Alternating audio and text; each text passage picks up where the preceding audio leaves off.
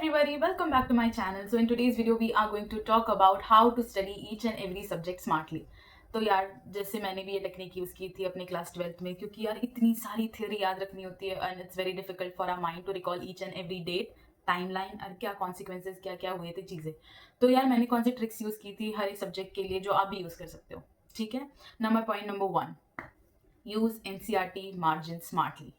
तुमने देखी एनसीईआरटी की यार हाफ ऑफ द स्पेस उसमें इंफॉर्मेशन दी जाती है और हाफ ऑफ द स्पेस ऐसी जरा ब्लैंक रखी जाती है.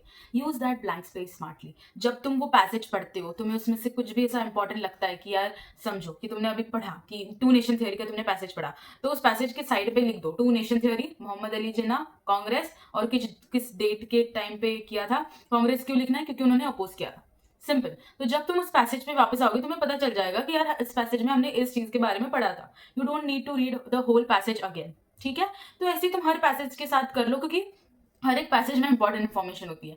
और छोटे छोटे पॉइंटर्स बनाओ कि यार 3 चैलेंजेस क्या थे इंडिपेंडेंट इंडिया के. तो बस unity plus diversity, democracy and integration, ये सारी चीजें तुम जैसे छोटे छोटे पॉइंट्स करके लिख लो तुम्हें बहुत अच्छे से याद हो जाएंगे. और उस स्पेस में लिखना, अलग नोट्स बनाने मत जाना. जब हम अलग नोट बनाने जाते हैं हम दूसरी एनसीईआरटी लिखना शुरू कर देते हैं. It's my personal observation. अगर तुम नोट मेकिंग में अच्छे हो then go with note making, वरना एनसीईआरटी में ही अपने नोट्स बनाना शुरू कर दो. तुम अगर अलग नोटबुक पे बनाना शुरू कर दोगे हम दूसरी एनसीईआरटी लिखना शुरू कर देते हैं.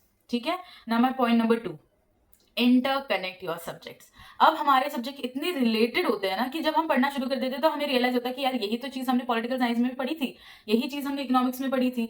बस उसका हम अलग व्यू देख रहे होते हैं. मतलब कॉइन के 2 साइड्स होते हैं, तो हम पॉलिटिकल साइंस में पॉलिटिक्स देख रहे होते हैं, इकोनॉमिक्स के साइड में इकोनॉमिक वे में देख रहे होते हैं.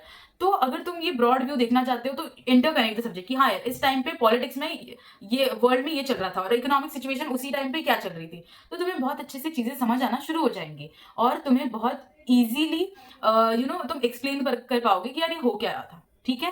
Point number 3, don't mug up, start story telling.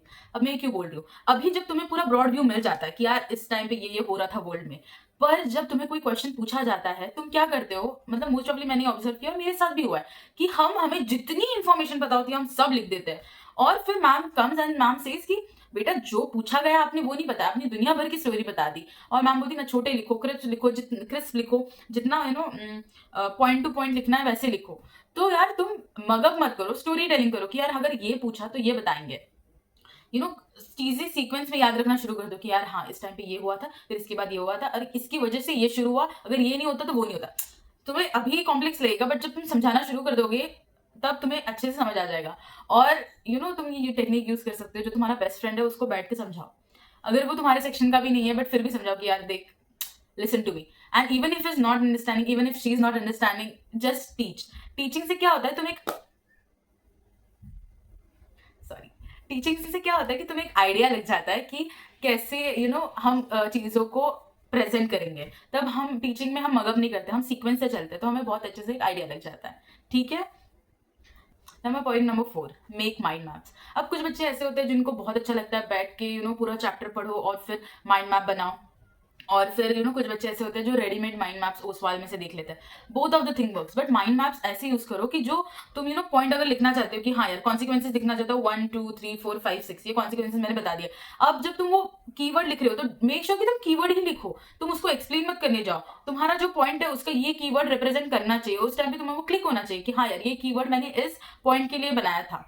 तो ये सारी चीजें तुम्हें मदद करेंगी हर एक क्वेश्चन के लिए. बड़े बड़े 8 मार्कर्स 6 मार्कर्स के लिए याद रखना कि तुम ऐसे बनाओ, तुम्हारे लिए इजी हो जाएगा. और पेपर चेकिंग के टाइम पे अगर तुम ये करना चाहते हो लाइक टीचर्स पे इंप्रेशन डालना चाहते हो कि मैंने इतना अच्छे से किया है और तुम्हें भी मदद करता है वो, तो यू कैन डू दैट. ठीक है. My point number 5 is revision. अब ये रिविजन करते कैसे, बहुत सारे बच्चे फिर से नोट उठा लेंगे फिर पढ़ना शुरू कर देंगे ये वो, बट मैं रिविजन कैसे करती थी, एक्टिव रिकॉल यूज करती थी. जब मैं वो पढ़ना शुरू कर देती थी, मैंने एक पूरा चैप्टर पढ़ लिया है, उसके बाद मैं क्या करती थी कि 2-4 दिन बाद जब रिवीजन करना होता था मैं एक A4 शीट ले लेती थी और उस पर मुझे जो जो चीज पता है उस चैप्टर के बारे में सब लिख देती थी पॉइंटर्स के साथ, जिससे मेरे लिए वो रिकॉल करना इजी हो जाता था. तो तुम भी ये टेक्निक यूज कर सकते हो, it is very easy. So well, this was my video about telling you how to do this very smartly. मैंने रिसोर्सेज की भी वीडियो अपलोड की है, तुम वो भी देख सकते हो, मैंने उसमें हर एक चीज बताई है. You can go with that.